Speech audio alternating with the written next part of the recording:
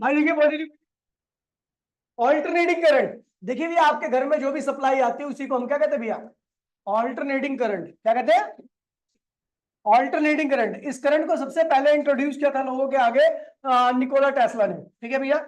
उससे पहले जो करंट था उसे एक डायरेक्ट करंट कहते थे, और उसको जो सबके आगे आपको वो दिखाया था वो एडिसन ने दिखाया था। लेकिन जो डीसी करंट होता है वो बहुत महंगा पड़ता है, और उसका जो ट्रांसपोर्टेशन होता है एक जगह से दूसरी जगह पे जो ट्रांसपोर्ट करते हैं उसको, ठीक है भैया, ट्रांसफर करते हैं, वो भी क्या काफी कॉस्टली होता था। और पावर लॉस इस केस में, डीसी के केस में बहुत ज्यादा होता था। तो बाद में टेस्ला आया। टेस्ला ने जब लोगों के आगे क्या कहते हैं प्रेजेंट किया एसी करंट, तो इसकी बहुत सारी एडवांटेज थी डीसी के ऊपर। ठीक है। और बहुत सस्ता भी था, तो गरीब लोग भी इसका इस्तेमाल कर सकते थे। वरना पहले एडिसन के टाइम में उसी के घर पे लाइट लगती थी जो क्या होता था, करोड़पति हुआ करता था। ठीक है भैया। जैसे कि मैं आपको पता ही है। ठीक है। आप जैसे गरीब बच्चों के यहाँ पे नहीं लगता थी लाइट। ठीक है। तो जिसके पास बैंक बैलेंस तगड़ा होता था, 15-20 प्लॉट हुआ करते थे, तो उसके यहाँ पे लगते थे। विकास भैया के 2 प्लॉट है। ठीक है। चलो, यहाँ पे 2 है, बाकी बाहर तो काफी सारे। ठीक है। पहाड़ी आदमी है, इन्वेस्टमेंट अच्छी रहती है उसकी। चलो भैया, मैं तो गरीब आदमी। ठीक है। ऑल्टरनेटिंग करंट होता क्या भैया? ऑल्टरनेटिंग करंट चैप्टर का नाम है एसी। मैं इसको एसी ही बोलूंगा, तो आप भी एसी ही सुनना, ध्यान दीजिएगा। ऑल्टरनेटिंग करंट की डेफिनेशन क्या है? तो भैया ये वो करंट होता है जिसकी वैल्यू टाइम के साथ लगातार क्या करती है? वेरी करती रहती है। यानी इसका जो करंट होता है उसका मैग्नीट्यूड लगातार क्या होता है? चेंज। मैग्नीट्यूड का मतलब 5 एम्पियर, 6 एम्पियर, 7 एम्पियर। तो इस करंट की वैल्यू लगातार क्या होती है? टाइम के साथ बदलती रहती है। और एक फिक्स पीरियड बाद ये क्या करता है? रिवर्स कर जाता है। रिवर्स मतलब पहले पॉजिटिव में चलता है, फिर नेगेटिव, फिर पॉजिटिव, फिर नेगेटिव। तो इस तरीके से इसके अंदर वेरिएशन आती रहती है। तो डेफिनेशन लिखनी लिखिए, an alternating current is that current, an alternating current is that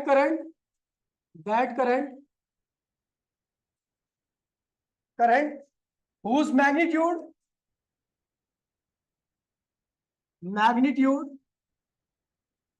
change continuously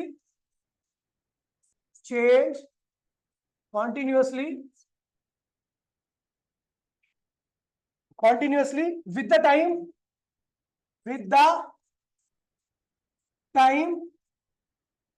and direction reverse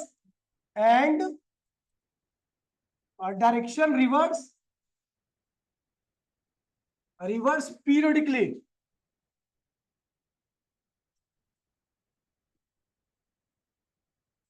ठीक है। कह रहे हैं ऑल्टरनेटिंग करंट वो करंट होता है जिसका मैग्नीट्यूड लगातार क्या होता है? टाइम के साथ चेंज होता रहता है, और उसकी डायरेक्शन जो होती है एक फिक्स पीरियड बाद क्या होती है? रिवर्स हो जाती है। क्या होती है? रिवर्स हो जाती है। देखिए भैया कैसा होता है,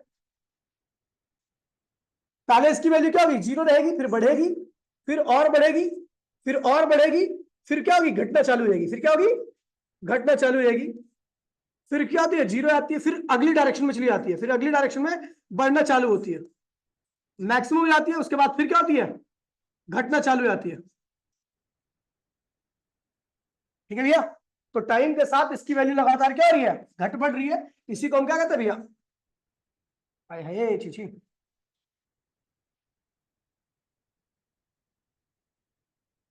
ऑल्टरनेटिंग करंट कहते हैं।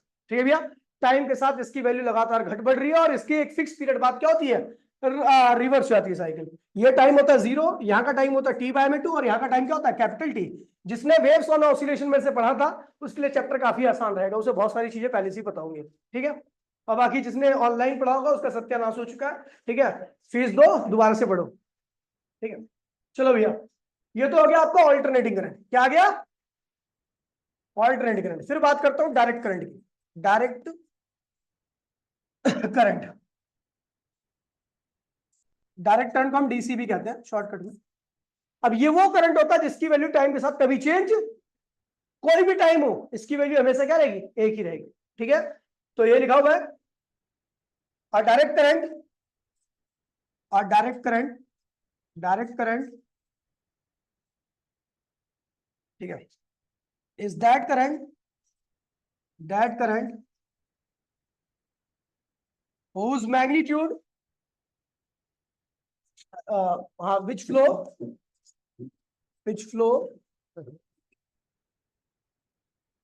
whose magnitude remain constant, magnitude remain constant, ठीक है, at any टाइम। कह रहा भैया जिसका मैग्नीट्यूड हमेशा क्या होता है, कांस्टेंट रहता है किसी भी वक्त, उस करंट को हम क्या कहते हैं भैया, डायरेक्ट करंट कहते हैं। देखिए यहां पर ग्राफ बना रहा हूं मैं इसका, तो भैया ये टाइम है, अगर ये डायरेक्ट करंट का मैग्नीट्यूड ये है तो हमेशा यही रहेगा, हर टाइम पर उसकी वैल्यू क्या होगी, यही रहेगी। बट टाइम बीतेगा लेकिन करंट क्या रहेगा, हमेशा एक जैसे ही रहेगा, ठीक है। अल्टरनेटिंग करंट क्या होता है, जिसकी वैल्यू लगातार, जिसका मैग्नीट्यूड लगातार क्या होता है, चेंज होता रहता है, और फिक्स पीरियड बाद, कितने पीरियड बाद, हाफ टाइम बाद, जीरो हाफ, तो हाफ टाइम बाद क्या होता है भैया, अपनी साइकिल को ये क्या करता है, रिवर्स कर लेता है। ऊपर वाली साइकिल को हम क्या कहते हैं भैया, पॉजिटिव साइकिल, क्या कहते हैं, पॉजिटिव साइकिल, और नीचे वाली साइकिल को हम कहते हैं भैया negative cycle, half cycle, half cycle, positive half cycle, negative half cycle, ठीक है भैया। अब डायरेक्ट करंट क्या होता है, जिसकी वैल्यू हर टाइम पर क्या होती है, कांस्टेंट रहती है, वो कभी भी चेंज नहीं होता, ऐसे करंट को हम क्या कहते हैं, डायरेक्ट करंट कहते हैं। आगे बढ़ते हैं भैया, ठीक है। Some important terms,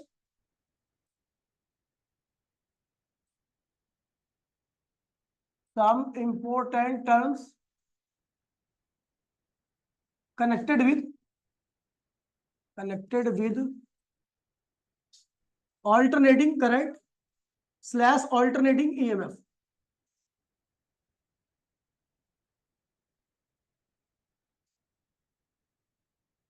Some important terms connected with AC और अल्टरनेटिंग करंट और अल्टरनेटिंग EMF, ठीक है। देखिए भैया अल्टरनेटिंग करंट क्या होता है, तो जो करंट आप नॉर्मली जानते हो, और अल्टरनेटिंग EMF क्या होता है, जो पोटेंशियल डिफरेंस आप अप्लाई करते हो, जो पोटेंशियल डिफरेंस आप यूज करते हो उसको अल्टरनेटिंग पोटेंशियल डिफरेंस या अल्टरनेटिंग EMF कहते हैं। और जो उसकी वजह से करंट आता है सर्किट में उसे कहते हैं अल्टरनेटिंग करंट, क्या कहते हैं उसे, अल्टरनेटिंग करंट, ठीक है भैया। और एक बात ध्यान रखना, अल्टरनेटिंग रेजिस्टिव सर्किट के साथ, फॉर रेजिस्टेंस, ऐसा सर्किट जो है, ध्यान दीजिए, मैंने अगर मान लीजिए ये आपका सर्किट है जिसका रेजिस्टेंस क्या है, R है, इसके अक्रॉस में मैंने एक अल्टरनेटिंग EMF अप्लाई कर रखा है, और उसकी वैल्यू क्या है भैया, उसके अंदर वेरिएशन इस प्रकार से हो रही है, मतलब पहले बढ़ रहा है और फिर घट रहा है। ये किसके अंदर वेरिएशन हो रही है, EMF के अंदर। तो जो इसके अंदर करंट जाएगा, जो इसके अंदर करंट जाएगा उसके अंदर भी बिल्कुल सेम वेरिएशन इस प्रकार से ही होगी, ठीक है भैया। अगर सर्किट कैसा है, रेजिस्टिव सर्किट है, खैर आगे पढ़ोगे आप इसको, जो हमने EMF अप्लाई कर रखा है वो किस नेचर का है, अल्टरनेटिंग EMF क्या है, तो उससे जो करंट आएगा वो भी क्या होगा, अल्टरनेटिंग करंट ही रहेगा। मतलब जिस प्रकार से EMF के अंदर वेरिएशन होगी उसी प्रकार से आपके करंट के अंदर भी वेरिएशन होगी। सम इंपोर्टेंट टर्म्स, पहली टर्म्स है भैया आपकी टाइम पीरियड, क्या है, टाइम पीरियड, ठीक है। तो ये कौन सा टाइम पीरियड होता है, इसके कैपिटल T से लिखते हैं, ठीक है। द टाइम टेकन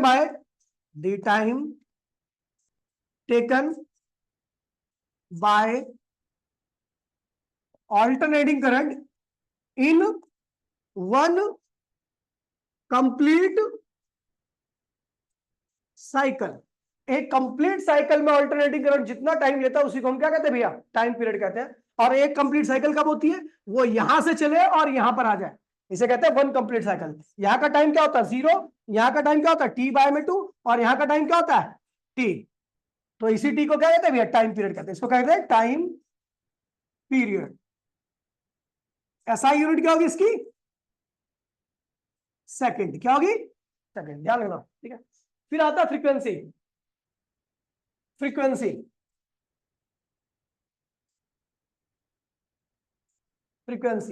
इसको एफ से भी लिखते हैं और न्यू से भी लिखते हैं, तो जिस मर्जी से लिख दो। अब फ्रीक्वेंसी का मीनिंग क्या होता है, तो number of cycle in 1 second, 1 second में जितनी साइकिल होती है उसी को हम क्या कहते हैं, फ्रीक्वेंसी। एग्जांपल के तौर पर 4 साइकिल पर सेकंड है तो फ्रीक्वेंसी क्या होगी, 4 हर्ट्ज। 100 साइकिल पर सेकंड है 100 साइकिल पर सेकंड है तो क्या होगी 100 हर्ट्ज फ्रीक्वेंसी होगी। ठीक है भैया, 1000 साइकिल पर सेकंड है तो फ्रीक्वेंसी क्या होगी 1000 हर्ट्ज। ठीक है, ध्यान रखना एसआई यूनिट क्या होती है, एसआई यूनिट हर्ट्ज HERTZ, या पर सेकंड भी लिखते हैं। क्या लिखते हैं इसकी एसआई यूनिट, फॉर्मूला, एक्सप्रेशन, इधर देख लीजिए, समझिए इसको, एक्सप्रेशन। तो भैया मैंने क्या कहा कि एक सेकंड में जितनी भी साइकिल होगी उसी को हम क्या बोलते हैं, फ्रीक्वेंसी। मैंने देखा टी सेकंड में कितनी साइकिल होती है, एक होती है। टी सेकंड क्या होता है, कैपिटल टी क्या है, टाइम पीरियड, और टाइम पीरियड बोलो तो एक साइकिल, टाइम पीरियड बोलो तो कैपिटल टी सेकंड में कितनी साइकिल होगी, एक। तो एक सेकंड में कितनी साइकिल होगी, 1/t, इसी को हम क्या कहते हैं भैया, फ्रीक्वेंसी। तो आपने फ्रीक्वेंसी का फॉर्मूला ये देखा होगा। ठीक है, ये देखा, ठीक है। अब आते हैं भैया, बात करते हैं एंगुलर वेलोसिटी की, एंगुलर डिस्प्लेसमेंट। एंगुलर डिस्प्लेसमेंट बोलो तो थीटा। ठीक है, तो एंगुलर डिस्प्लेसमेंट, भाई प्लीज ध्यान दीजिए इधर, एंगुलर डिस्प्लेसमेंट क्या होता है, एंगल सबटेंडेड बाय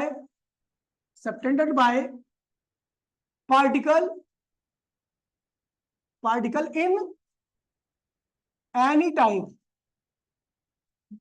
किसी भी टाइम पर जो पार्टिकल एंगल सबटेंड करेगा उसी को हम क्या कहते हैं भैया, एंगुलर डिस्प्लेसमेंट। मान लीजिए कि और ये आपकी साइकिल, ये वैसे आपको ये जो अल्टरनेटिंग करंट है उसका ग्राफ हमेशा ऐसे ही आएगा क्योंकि वेरिएशन उसके अंदर ऐसी होती है। ठीक है, तो भैया मान लीजिए टी टाइम पर पार्टिकल यहां पहुंचा था, कहां पहुंचा था, टी टाइम पर पार्टिकल कहां है, यहां पर है। तो इसने देखिए एंगल आपको यहां से देखना है, एक लाइन ये हमेशा रहेगी। पार्टिकल यहां पहुंच गया तो इसका एंगल जो होगा ये बनेगा। ठीक है, अच्छा हो सकता है कि थोड़ी देर बाद पार्टिकल कहां पहुंच जाए, इतनी हाइट पर पहुंच जाए, आपको पता ना ऊपर जाता रहता है टाइम के साथ, तो तब एंगल क्या होगा, इतना होगा। तो एंगुलर डिस्प्लेसमेंट ये होगा आपका θ2। हो सकता है कि आपने देखा कि पार्टिकल यहां पर भी आता है, तो उस वक्त आपका एंगुलर डिस्प्लेसमेंट क्या होगा, θ3 क्या होगा, 90 डिग्री। क्या होगा, तो हर टाइम पर पार्टिकल की पोजीशन अलग अलग होती है और हर टाइम का एंगल भी क्या होता है, जब पार्टिकल यहां पहुंच जाएगा तो कितना एंगल होगा, 180 डिग्री का। क्या होगा, 180 डिग्री का। तो यही जो एंगल बनाता है गिवन टाइम में, उसी एंगल को हम क्या कहते हैं भैया, एंगुलर डिस्प्लेसमेंट। एसआई यूनिट क्या होती है इसकी, एसआई यूनिट क्या होगी इसकी, रेडियन। क्या होगी, इसको RAD से लिखते हैं। ठीक है, फिर आता है angular velocity, angular velocity omega, इसको एंगुलर फ्रीक्वेंसी भी कहते हैं, नाम से कंफ्यूज मत होना। ध्यान दो, मुंह पे आके मुक्के मारो वहीं पे आके। Angle subtended bye, angle subtended bye vibrating particle या ऑसिलेटिंग पार्टिकल भी कह सकते हो, क्योंकि पार्टिकल ऊपर जाता है, नीचे से ऊपर जाता है, फिर ऊपर से नीचे आता है, फिर नीचे आता है और फिर वापसी मीन पर आता है, तो उसे वाइब्रेशन कहते हैं, ऑसिलेशन कहते हैं। तो angle subtended bye vibrating particle in 1 second, क्या है, 1 सेकेंड, इसको ओमेगा से लिखते हैं। मैंने देखा भैया टी सेकंड में, देखिए मान लीजिए टी सेकंड में पार्टिकल ने कितना एंगल बनाया था, अब टी सेकंड में पार्टिकल यहां पहुंचा था ना इस साइड पर, तो एंगल कितना था, ये था। तो टी सेकंड में कितना एंगल बनाया, थीटा एंगल बनाया, तो 1 सेकंड में कितना बनाएगा, थीटा अपॉन में टी। इसी को क्या कहते हैं अभी हम, ओमेगा कहते हैं। क्या कहते हैं, इसी को एंगुलर वेलोसिटी भी कहते हैं। ठीक है, अब for a complete cycle, for a complete cycle की अगर मैं पूरी साइकिल की बात करूं तो थीटा जो होता है वो किसके बराबर आता है, 2 पाई। वाइब्रेटिंग पार्टिकल कितना एंगल बना उसका, कंप्लीट साइकिल यहां पर होगी ना, तो इस केस में कितना एंगल होगा, 2 पाई का। क्या होगा, क्योंकि हाफ साइकिल का एंगल कितना होता है, पाई, अगली हाफ का क्या होगा, तो पूरी साइकिल में कितना हो जाएगा, 2 पाई का। ठीक है, और टाइम कितना लगता है पूरी साइकिल में, कैपिटल टी। तो भैया यहां पर रखिए ओमेगा क्या होता है, ओमेगा थीटा की यहां पे क्या होगा 2 पाई, और टाइम की यहां पे क्या होगा कैपिटल टी, 2 पाई और 1/टी, और 1/टी क्या होता है भैया, एफ। तो ये सारे फॉर्मूले किसके, एंगुलर वेलोसिटी के फॉर्मूले में, आपको इसका इस्तेमाल करना हम आगे मतलब सीख ही लेंगे। ठीक है, अब देखिए फिर आता है एम्पलीट्यूड। क्या आता है, एम्पलीट्यूड और मैक्सिमम ईएमएफ या करंट। कई बार बोलेगा एम्पलीट्यूड ऑफ करंट बताओ या मैक्सिमम करंट बताओ या कौन है हेलो हाँ नमस्कार सर, अभी मैं क्लास ले रहा हूँ, आप मेरे को रात को कॉल कर लीजिएगा please sir. Okay sir okay ठीक है। तो एम्पलीट्यूड और मैक्सिमम देखिए भैया, इस वक्त देखिए जब पार्टिकल वाइब्रेट करता हुआ इस पॉइंट पे पहुंचता है तो आप देख रहे हो सबसे ज्यादा करंट क्या है, पार्टिकल इस वाले केस में है, तो इसी को हम क्या कहते हैं, जो मैक्सिमम करंट होता है उसी को हम क्या कहते हैं, एम्पलीट्यूड ऑफ करंट क्या कहते हैं उसे, या पीक करंट भी कहते हैं, क्या कहते हैं, पीक। ठीक है, maximum current slash maximum EMF को हम क्या कहते हैं भैया, एम्पलीट्यूड, क्या कहते हैं, एम्पलीट्यूड। इसका रिप्रेजेंटेशन होता है आई नोट से और इसका रिप्रेजेंटेशन होता है ई नोट से। किसके होता है, ई नोट से। ठीक है, कोई दिक्कत तो नहीं है। अब आते हैं भैया इक्वेशन ऑफ ऑल्टरनेटिंग करंट और ऑल्टरनेटिंग ईएमएफ। ठीक है, हमें दोनों की इक्वेशन निकालनी है। वैसे इक्वेशन आपकी बुक में डायरेक्ट लिखी हुई है, लेकिन मैं मान के चल रहा हूं कि आपको 11th क्लास का वेव नहीं आता, तो इसलिए आपको दिक्कत होगी। देखिए भैया अभी मैंने आपको बता दिया, ठीक है, ध्यान दीजिए मेरी बात को।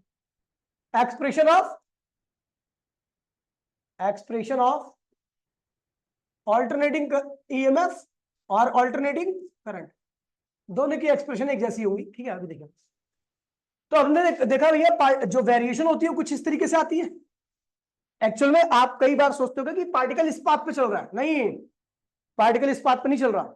मैं बताता हूं, पार्टिकल चल रहा है एक ही पॉइंट पर, पार्टिकल एक ही पॉइंट पर ऊपर जा रहा है, फिर नीचे आ रहा है, फिर नीचे आ रहा है, फिर, लेकिन इसमें एक्चुअल में क्या है कि इसमें टाइम नहीं बताया मैंने, इसमें केवल पार्टिकल की पोजीशन बताई है। और जब आप इस तरीके का ग्राफ बनाओगे ना तो उसमें मैं टाइम और पोजीशन दोनों बता रहा हूं। देखिए कैसे मैं इस ग्राफ को देखो कैसे बनाता हूं, ये ग्राफ नॉर्मल से कैसे आएगा। देखिए मान लीजिए 0 टाइम पर पार्टिकल यहां पे था, ठीक है, थोड़ा टाइम बाद टाइम बीता, देखो ये टाइम कोऑर्डिनेट होता है, पता ना आपको, और पार्टिकल यहां पे आ गया, टाइम बीता तो पार्टिकल यहां पे चला आया, थोड़ा टाइम और बीता तो पार्टिकल की पोजीशन क्या होगी, थोड़ी और ऊपर हो जाएगी, थोड़ा टाइम और बीता तो पार्टिकल कहां चला गया, मैक्सिमम वैल्यू पे, थोड़ा और टाइम बीतेगा तो पार्टिकल फिर कहां आएगा, नीचे, और कहां आएगा, नीचे। ठीक है, तो हम एक ही पार्टिकल है, बस उसकी अलग अलग टाइम पे पोजीशन को रिप्रेजेंट कर रहे हैं। तो जब इन सारों को मिलाओगे तो क्या बन जाएगा, ऐसे तो बनेगा। एक्चुअल में ये जो है ना, ये ऑसिलेटिंग पार्टिकल का पाथ नहीं है, पाथ तो एक ही पॉइंट पर है, बस ये टाइम के साथ उसकी पोजीशन को मैंने रिप्रेजेंट किया, तो पाथ इस तरीके का बनता है आपका। ठीक है, यहां पर लिख देता हूं, चलो इस ग्राफ को, नीचे बढ़ रहा है, नीचे बढ़ रहा है, नीचे बढ़ रहा है और मैक्सिमम हो गया, इसे क्या कहते हैं, एम्पलीट्यूड कहते हैं, क्या कहते हैं, फिर ये कम होना चालू हो गया। ठीक है, T1 टाइम पर ये एम्पलीट्यूड था E1, T2 टाइम पर E2 एम्पलीट्यूड, T3 टाइम पर E3 एम्पलीट्यूड, T4 टाइम पर E4 है ना, और T5 टाइम पर E5। इसी तरीके से मैंने एम्पलीट्यूड को अलग अलग टाइम पर रिप्रेजेंट किया और आपका ग्राफ इस तरीके का आया। मैं क्या करने जा रहा हूं, एक्सप्रेशन, चलो इतने भैया एक्सप्रेशन, ये तो ग्राफ कैसे बनाते हैं। ठीक है, एक्सप्रेशन देखिए क्या हुआ,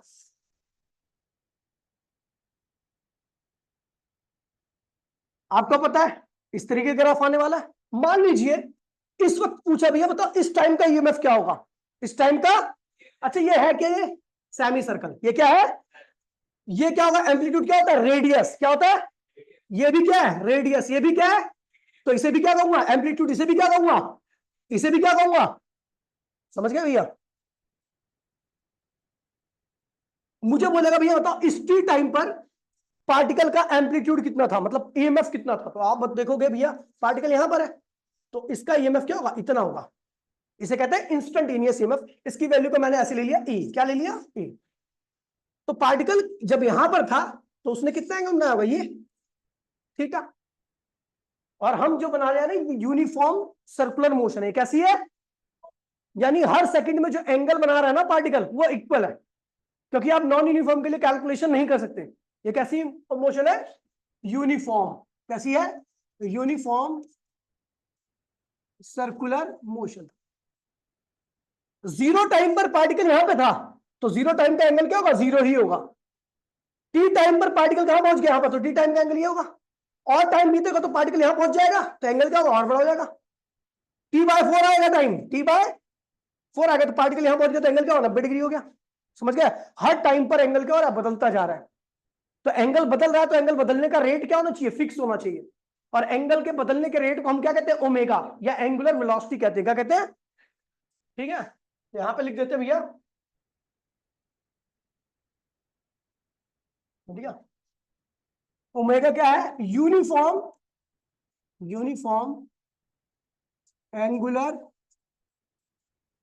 वेलोसिटी। ठीक है, मतलब 1 सेकंड में कितना एंगल बना रहा है पार्टिकल, ओमेगा। तो टी सेकंड में कितना बनाएगा, ओमेगा टी। तो ये थीटा की वैल्यू होगी यार, ये यार थीटा इक्वल्स में क्या होगा, ओमेगा टी होगा, क्योंकि मैं टी टाइम की बात कर रहा हूं। टी टाइम पर इतना एंगल बनेगा, थीटा की वैल्यू है। अच्छा, इसकी वैल्यू क्या होगी आपको पता है, ई नॉट है। क्या है, क्योंकि ये ई नॉट होता है तो मुझे पता है ये भी ई नॉट ही होगा। ठीक है, मुझे ई नहीं चाहिए, मुझे चाहिए टी टाइम का ई। तो भैया इस ट्राइंगल को in in in right angle triangle, sine theta क्या होता है, परपेंडिकुलर अपॉन में साइन थीटा की वैल्यू क्या है, ओमेगा टी। परपेंडिकुलर क्या है, जिसकी वैल्यू मुझे निकालनी है ई। और हाइपोटेन्यूज क्या भैया, ई नॉट है। क्या है, तो ई की वैल्यू क्या होगी, E naught sine omega T. क्या है, ये आ गया आपका टी टाइम पर ईएमएफ की वैल्यू। टी टाइम पर, टाइम बदलो ईएमएफ बदलेगा। इस टाइम पर पहुंचोगे ना, इस टाइम पर, तो आपके ईएमएफ की वैल्यू क्या हो जाने वाली है, ई नॉट। क्या हो जाने वाली है, इस टाइम पर ईएमएफ की वैल्यू क्या होगी, ये वाली होगी। अब ई नॉट से कम ही होगा। इस टाइम पर ईएमएफ की वैल्यू क्या होगी, 0 हो जाएगी। क्या हो जाएगी, तो ये भैया इसकी वेरिएशन टाइम के साथ वेरी कर रहा है, तो इसे कहते हैं ऑल्टरनेटिंग ईएमएफ। ठीक है भैया, if R is the resistance, if R is the resistance, तो भैया करंट क्या होगा, ईएमएफ अपॉन में रेजिस्टेंस। ईएमएफ की वैल्यू क्या, E naught sine omega T upon में आर। तो इसको लिख दो, ई नॉट अपॉन में आर साइन ओमेगा टी। ये क्या होता है भैया, ये आई है। अच्छा, ये ई है तो ये क्या है, ई नॉट है। अगर ये आई है तो ये क्या होगा, आई नॉट होगा। ये क्या होगा, आई नॉट। यानी मैक्सिमम करंट जो होता है वो क्या होता है, मैक्सिमम ईएमएफ अपॉन में रेजिस्टेंस के रेशियो के क्या आता है, बराबर आता है। समझ गए? तो भैया ये बहुत एक नंबर का चैप्टर है। ठीक है, तो हमने देखा ईएमएफ की इक्वेशन क्या होगी, E naught sine omega T, और करंट की इक्वेशन क्या होगी, आई इक्वल्स टू में I naught sine omega T, where I naught equals में क्या होगा, ई नॉट अपॉन में आर। तो ई, आई और ई क्या है, instantaneous value of alternating current slash alternating EMF. Omega क्या है, यूनिफॉर्म एंगुलर वेलोसिटी, है ना। और टी क्या है, टाइम, एनी टाइम। क्या है, एनी टाइम, कोई भी टाइम हो सकता है, इसकी वैल्यू बदलती रहती है आपको। ठीक है, और आई नॉट और ई नॉट क्या है, maximum slash peak slash amplitude, amplitude of alternating current slash alternating EMF. समझ गए भैया? तो ये ऑल्टरनेटिंग ईएमएफ की इक्वेशन है और ये ऑल्टरनेटिंग करंट की इक्वेशन है। ठीक, हाँ, मैक्सिमम स्लैश पीक, पीक क्या है। ठीक है, अच्छा एक चीज देखिए, सुन लीजिए। ठीक है, यहां पर कुछ चीजें आपको ध्यान रखनी है नोट में। ठीक है, अगर मैं बात करूं साइन थीटा डी थीटा का इंटीग्रेशन, तो इसका इंटीग्रेशन होता है माइनस कॉस थीटा। क्या होता है, कॉस थीटा। दूसरा, sign to theta D theta अगर आ जाए, मतलब यहां पर थीटा के अलावा कोई नंबर आ जाए, एन आ जाए, क्या आ जाए, sine N theta D theta, तो ये क्या होगा, minus cos N theta upon में एन हो जाएगा। कोई भी चीज होगी, कोई भी चीज होगी यहां पर एन की जगह पे, तो नीचे डिवाइड में वो आ जाएगी। ध्यान रखना, जिसके बाद मैथ्स है नहीं है तो वो रट लेगा। ठीक है, दूसरा, तीसरा, कॉस थीटा डी थीटा, इसका इंटीग्रेशन होता है प्लस साइन थीटा। क्या होता है, और अगर आप चौथा देखोगे, cos N theta D theta, तो क्या होगा, साइन एन थीटा अपॉन में एन। ये हो गया। अच्छा देखिए, लिमिट लगी है, अगर मान लीजिए साइन थीटा डी थीटा की लिमिट लगी है 0 से लेकर टी, 0 से टी मतलब क्या हो, पूरी एक साइकिल। यानी आप साइन को जोड़ रहे हो पूरी एक साइकिल में, तो साइन को जब जोड़ते हैं ना पूरी एक साइकिल में, तो आप देखोगे ग्राफ में, तो जितना इसका पॉजिटिव होता है उतना ही क्या होता है, नेगेटिव। तो अगर पूरी साइकिल में जोड़ोगे, पूरी साइकिल है, तो जितना पॉजिटिव उतना नेगेटिव, तो सम क्या आने वाला है, जीरो। तो साइन को अगर 0 से लेकर t के इंटरवल में आप इंटीग्रेट करोगे यानी जोड़ोगे, तो रिजल्ट क्या आएगा, 0 आएगा। छठा, कॉस थीटा डी थीटा, 0 से लेकर t के इंटरवल में आप जोड़ रहे हो। तो भैया अगर मैं कॉस थीटा का ग्राफ देखूं, तो ये होता है, इधर पॉजिटिव हाफ पॉजिटिव, इधर हाफ पॉजिटिव, लेकिन इधर क्या है, फुल नेगेटिव। तो इसका सम भी क्या आने वाला है, यहाँ पर टाइम क्या होता है, 0, और यहाँ का टाइम क्या होता है, कैपिटल टी। ये कंप्लीट क्या टोटल साइकिल है, कंप्लीट साइकिल है कॉस की। तो यहाँ पर भी सम क्या आने वाला भैया, 0 आने वाला। तो ध्यान रखना, मैं कई जगह पर जहां पे साइन की लिमिट 0 से t लगी हो, एंगल कुछ भी हो, एंगल थीटा हो एन थीटा कुछ भी हो, उससे कोई फर्क नहीं पड़ता। यहाँ पे एन थीटा कर देता हूँ, ज्यादा अच्छा रहेगा, sine N theta D theta, तो रिजल्ट क्या आएगा, 0। ऐसे ही cos cos N theta D theta, तो उसका रिजल्ट भी क्या आएगा, 0। मैं सीधा लिखूंगा, आप समझ जाना भैया, हाँ भाई ये हुआ है, ठीक है। तो मैंने यहीं तक पढ़ाया था, बाकी बैचेस को आपको भी आगे नहीं पढ़ाना, ठीक है। चलो, और भैया एक बढ़िया एक क्वालिटी का चैप्टर है, A1 क्वालिटी का। अगर आपको ये चीजें समझ में आ गई ना, तो ये चैप्टर आपको दिक्कत ही नहीं करेगा, और फ्री का चैप्टर है, 8 नंबर का मार्क्स आता है बोर्ड में इसके वेटेज, ठीक है। तो मिलते हैं भैया अगली क्लास में, टाटा बाय बाय, जय हिंद जय भारत। छपरी है यार।